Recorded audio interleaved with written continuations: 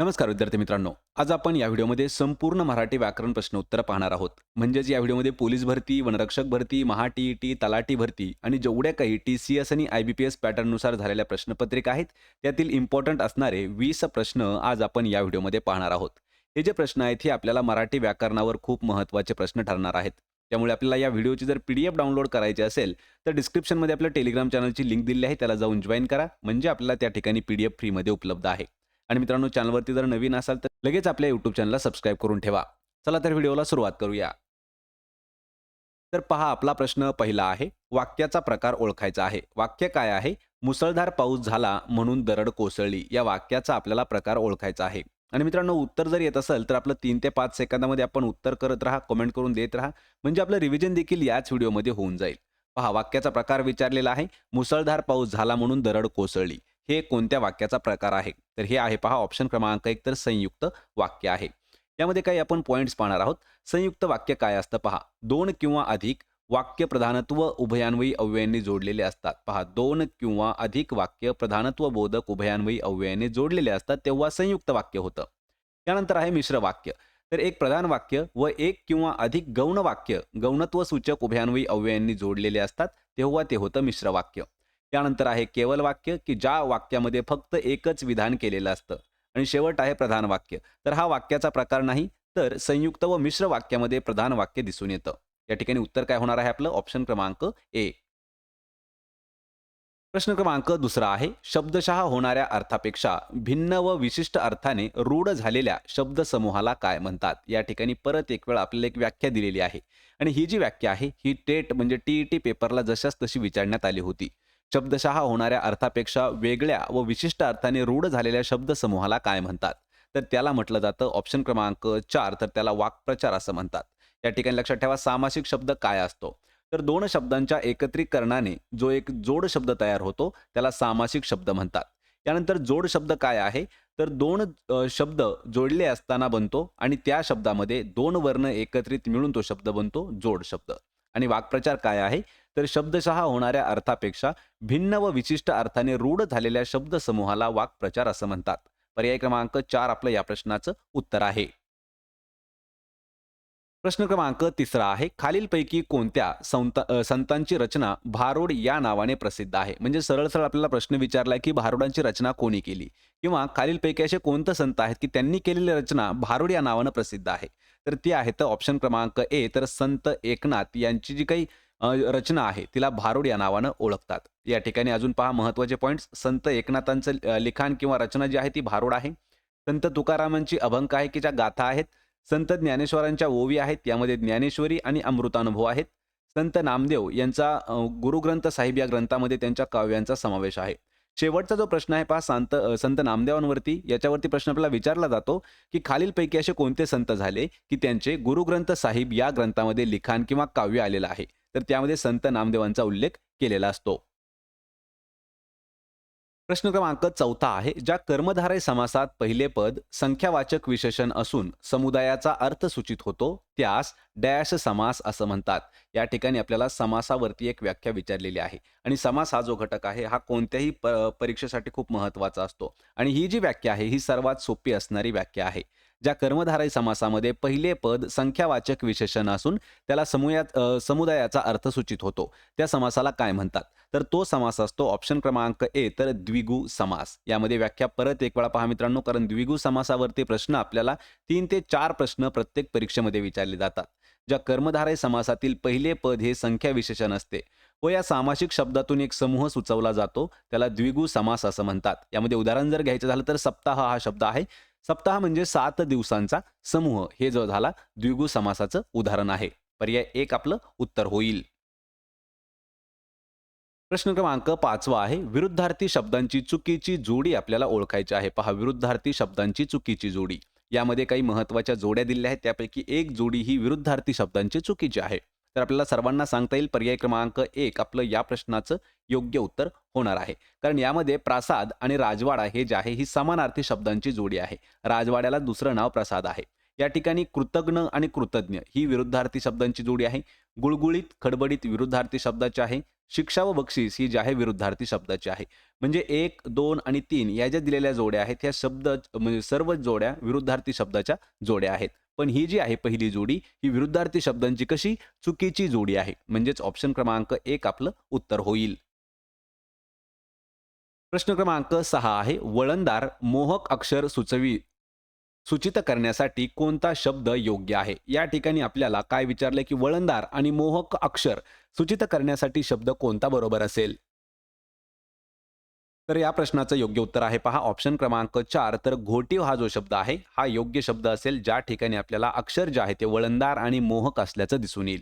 त्यामध्ये घोटीवाचे समानार्थी शब्द पहा, वळणदार मोहक अक्षर असणारं घोटीव आणि घोंगडे यासाठी घोंगडी आणि कांबळे हे शब्द आहेत. पर्याय क्रमांक 4 आपलं उत्तर होईल. प्रश्न क्रमांक 7 आहे. वाऱ्याने रान हलते या वाक्यातील रान या नामाचे लिंग आपल्याला ओळखायचं आहे. मित्रांनो, लिंग यावर सुद्धा खूप महत्त्वाचे प्रश्न विचारले जातात. एक वाक्य दिलेलं आहे, वाऱ्याने हलते रान. या वाक्यामधील रान हे जे शब्द आहे, या शब्दाचं लिंग कोणतं आहे? सर्वात सोपा शब्द आहे. आपण बोलतानाच बोलतो पहा, ते रान. ते रान म्हणजे काय? तर ते म्हणजे नपुसक लिंगी असणार आहे. ऑप्शन क्रमांक 1 आपलं उत्तर होईल. या ठिकाणी पहा, लिंग म्हणजे काय? तर नामाच्या रूपावरून एखादी वस्तू पुरुष जातीची आहे की स्त्री जातीची आहे किंवा दोन्हींपैकी कोणत्याही जातीची नाही, असे ज्यावरून कळते त्याला लिंग असं म्हणतात. यामध्ये लिंगाचे 3 प्रकार पडतात: पुल्लिंगी, स्त्रीलिंगी आणि नपुसकलिंगी.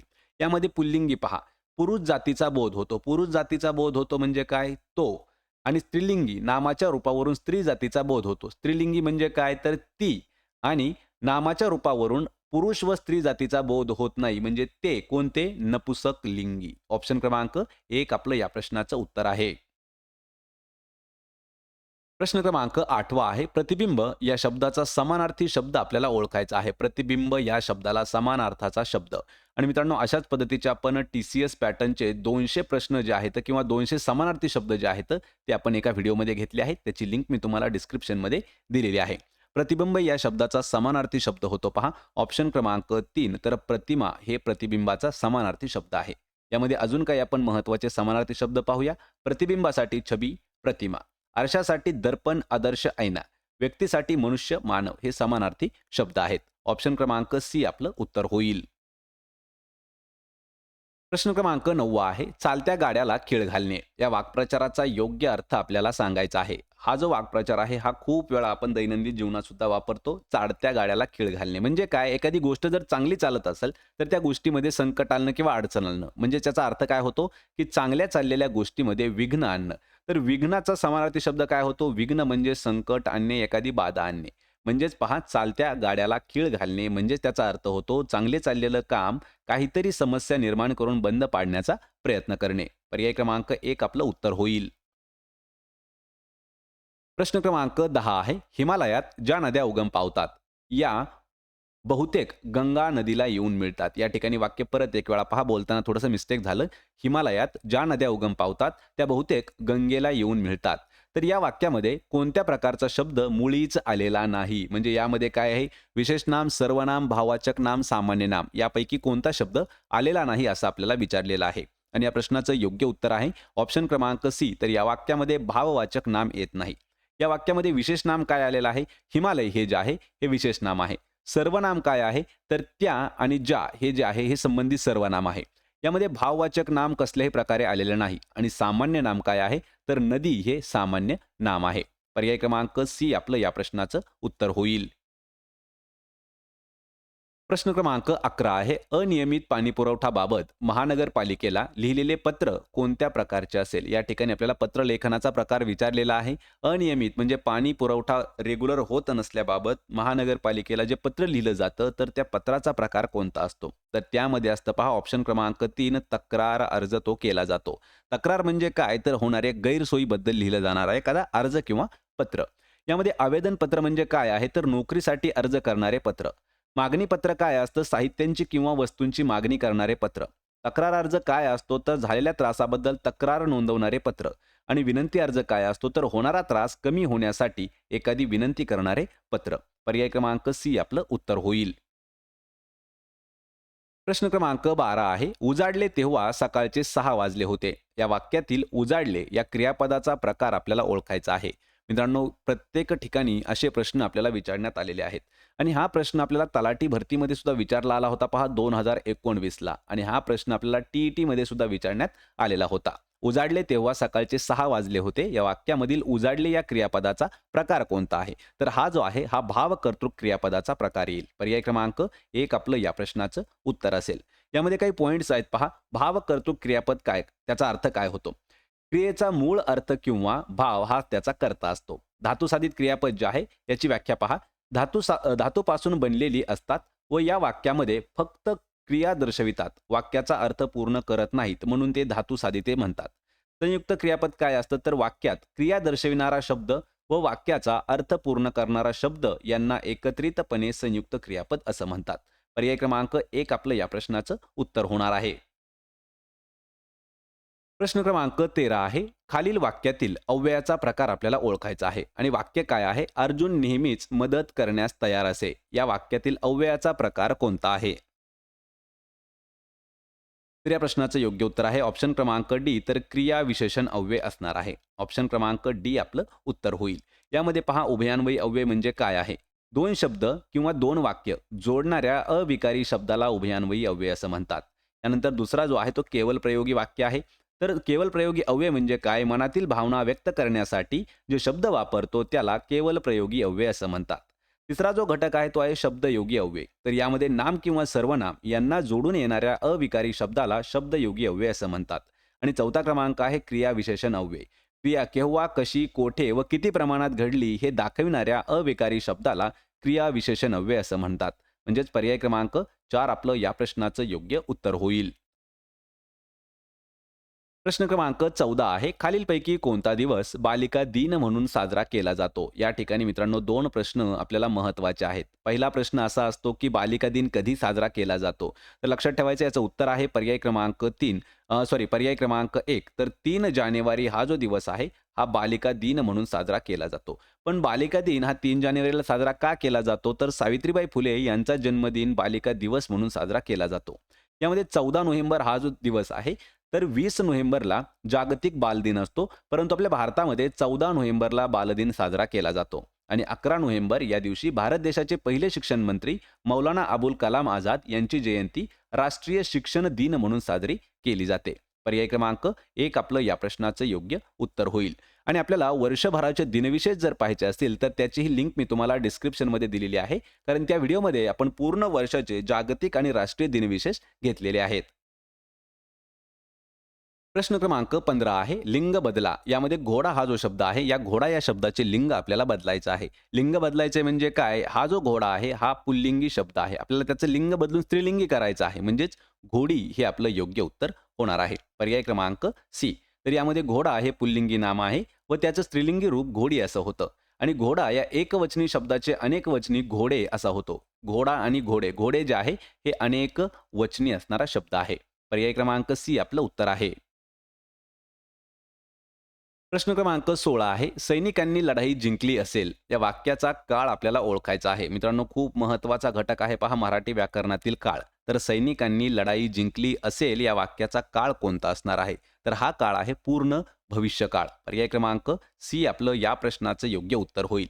या वाक्यामध्ये पहा, जिंकली असेल या संयुक्त क्रियापदावरून असे दिसून येते की क्रिया पुढे कधीतरी ही पूर्ण झालेली आहे, म्हणून हा पूर्ण भविष्यकाळ असणार आहे. पर्याय क्रमांक 3 आपलं उत्तर होईल.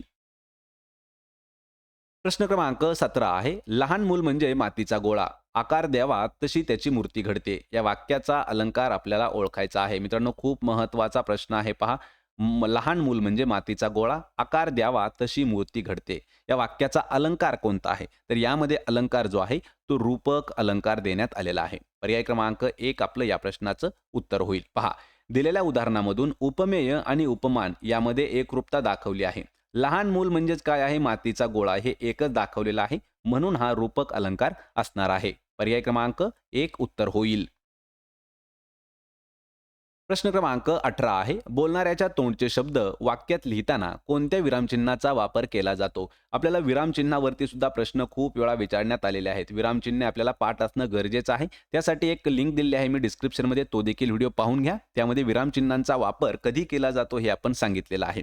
तर बोलणाऱ्याच्या तोंडचे शब्द लिहिताना याला आपण ऑप्शन क्रमांक 1 तर दुहेरी अवतरण चिन्ह वापरलं जातं. म्हणजे एक प्रकारे असं बोलूया आपण, की ठाकरे म्हणाले. म्हणाले म्हणजे काय, तर ह्यांचं जे बोलणं आहे, जे दुहेरी अक्षरामध्ये लिहिलं जातं, सॉरी दुहेरी अवतरण चिन्हामध्ये लिहिलं जातं, त्याला म्हणतात दुहेरी अवतरण चिन्ह, जे अशा पद्धतीचं असतं. दुहेरी अवतरण चिन्ह बोलणाऱ्याच्या तोंडचे शब्द दाखवण्यासाठी वापरलं जातं. अपसारण चिन्ह बोलता बोलता विचार मालिका तुटल्यास किंवा स्पष्टीकरण द्यायचं झाल्यास ते वापरलं जातं. त्यानंतर संयोग चिन्ह जे आहे, हे होळीच्या शेवटी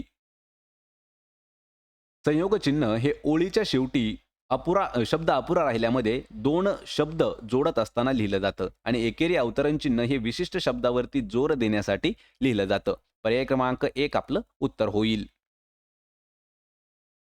प्रश्न क्रमांक 19 आहे. गोखलेंच्या घरातला रेडिओ सकाळी 6 वाजल्यापासून चालू असतो. या वाक्यातील कर्ता आपल्याला शोधायचा आहे. पहा, कर्ता, कर्म, वाक्यातील क्रियापद हे माहीत असणं गरजेचं आहे. तर गोखलेंच्या घरातला रेडिओ सकाळी 6 वाजल्यापासून चालू असतो. या वाक्यातील कर्ता काय आहे? तर कर्ता आहे याचा ऑप्शन क्रमांक 4. तर रेडिओ हा शब्द त्याचा कर्ता असणार आहे. कर्ता का असणार आहे? तर वाक्यातील क्रियापदाला चालू असतो म्हणजे नारा, नारे आणि नारी असाने प्रश्न विचारल्यास मिळणारं उत्तर त्याचा कर्ता असतो. चालू असणारे काय आहे? तर रेडिओ हा चालू आहे. म्हणजेच ऑप्शन क्रमांक 4 आपलं या प्रश्नाचं उत्तर होईल. कर्ता आहे रेडिओ. प्रश्न क्रमांक 20 आहे. खालीलपैकी द्विगु समासाचे उदाहरण कोणते आहे? पहा, द्विगु समास. द्विगु समास माहीत असणं गरजेचं आहे आणि आपल्याला त्याचं उदाहरण सुद्धा लगेच सांगता येतं. तर द्विगु समासाचं उदाहरण आहे ऑप्शन क्रमांक 1. तर अशी माणसे त्रिभुवनात राहतात. हे द्विगु समासाचं उदाहरण आहे.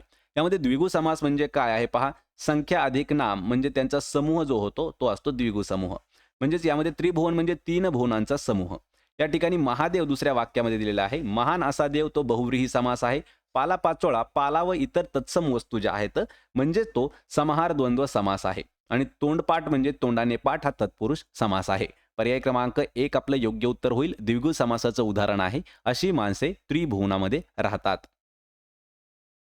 मित्रांनो, हे आहेत पहा महत्त्वाचे 20 प्रश्न. या 20 प्रश्नांची किती उत्तरे आपल्याला देता आली हे मला कमेंट करून नक्की सांगा. व्हिडिओ आवडला तर व्हिडिओला लाईक करा, मित्रांमध्ये व्हिडिओ शेअर करा आणि आपल्या स्वानंदी करिअर अकॅडमी यूट्यूब चॅनलला सबस्क्राईब करून ठेवा. म्हणजे आपल्याला प्रत्येक व्हिडिओची PDF सुद्धा मिळत राहील. त्यासाठी आपलं टेलिग्राम चॅनल जॉइन करा. त्याची लिंक मी तुम्हाला डिस्क्रिप्शनमध्ये दिलेली आहे. आपण भेटूया पुढच्या एका अशाच नवीन व्हिडिओमध्ये. तोपर्यंत जय हिंद, जय महाराष्ट्र.